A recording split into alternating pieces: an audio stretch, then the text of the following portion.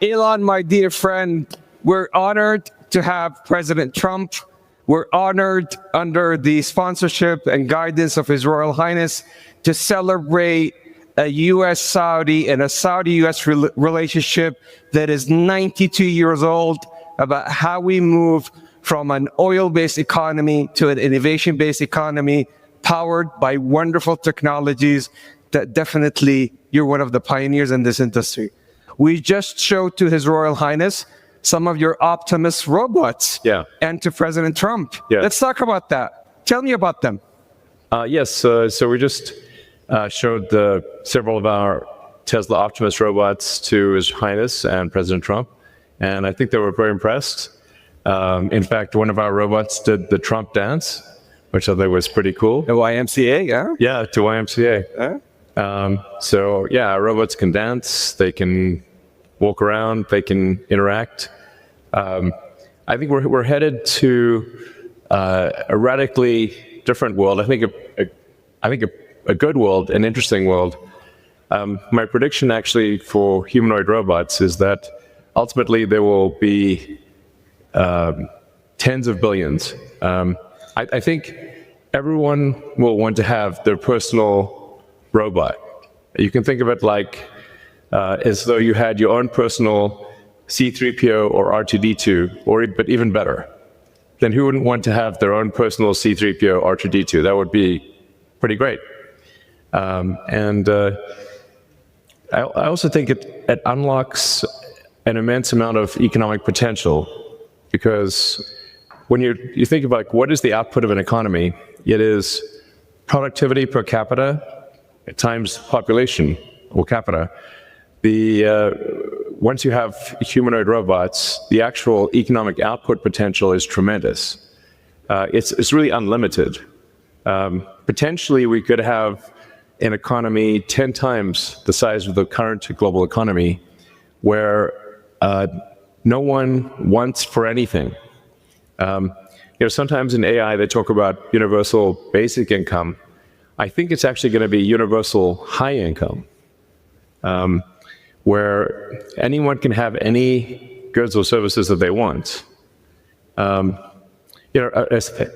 science fiction book recommendation that I have, which I think is probably the best envisioning of an AI future, is the culture books by Ian Banks. Very highly recommended for a non-dystopian view of the future. Now, there obviously are some risks, which illustrate perhaps if we don't do this right, you can have like a James Cameron sort of movie, Terminator. We don't want that one. But having sort of a Star Trek future would be great, where we're out there exploring the stars, discovering the nature of the universe, and a level of prosperity and hopefully happiness that we can't quite imagine yet. So I'm very excited about the future, and very glad to be here. Thank you for having me. It's our absolute pleasure. And His Royal Highness was talking to you about his vision and his dream to increase productivity for the Kingdom of Saudi Arabia and power up the region and the whole world with robotics, but also on robo-taxis. So how are we doing on robo-taxis?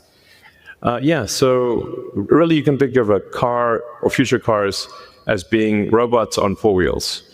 And, I think it would be very exciting to have autonomous vehicles here in the kingdom. Indeed. If you're amenable. You heard it here from Elon. He's bringing his robo-taxi to the kingdom. Yeah. He has another announcement that he's exactly. So, and I'd also like to thank the kingdom for approving Starlink for maritime and aviation use. Thank you. Maritime and aviation. There you go. There you go. So you're going to bring us robots to help us increase our productivity. Robo-taxis to make sure that our cars and assets turn into a cash-generating unit.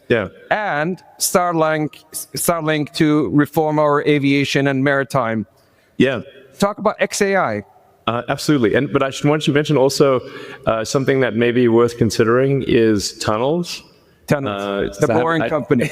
I have this company called The Boring Company, which sounds kind of boring, but it literally bores tunnels.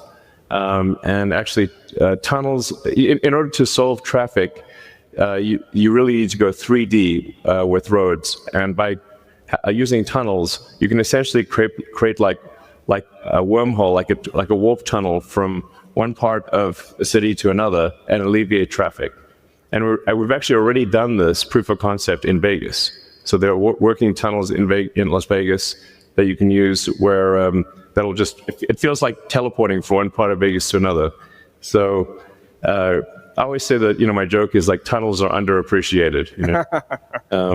It's a bit of a, not always a hit, but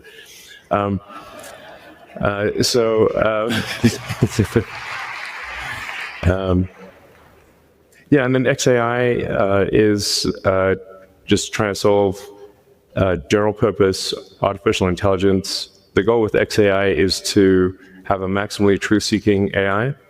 And it's important to be maximally truth-seeking AI in order to understand the universe. Mm-hmm. So the goal of XAI is understand the universe, to understand what is out there, where's the universe going, where did it come from, what questions. In fact, I think maybe the biggest thing is what questions do we not know to ask? Once you know the question, the answer is usually the easy part. So the goal of XAI is to help understand the universe and that's the goal. And help people answer any questions along the way, of course. But that's my philosophy. My philosophy is one of curiosity, just trying to understand the nature of reality. So I know you had a long day, but we also have the Honorable President and His Royal Highness Musaidi hitting the stage soon. Yes. So this is a historic day, a partnership about how we could join hands together, as we have joined hands in the past 92 years, on building a factor-based economy to help the world and power up 20% of the energy mix, which is very critical today to the AI intelligence age, the digital age, and how we have reformed, and with the intelligent age. And we could not be more appreciative of having a lifetime partner and a friend like you, Elon, to the kingdom. Thank you. Joining hands on XAI, Starlink, and robotics and Tesla. Thank you so much on behalf of the whole kingdom, and we look forward to continue the partnership.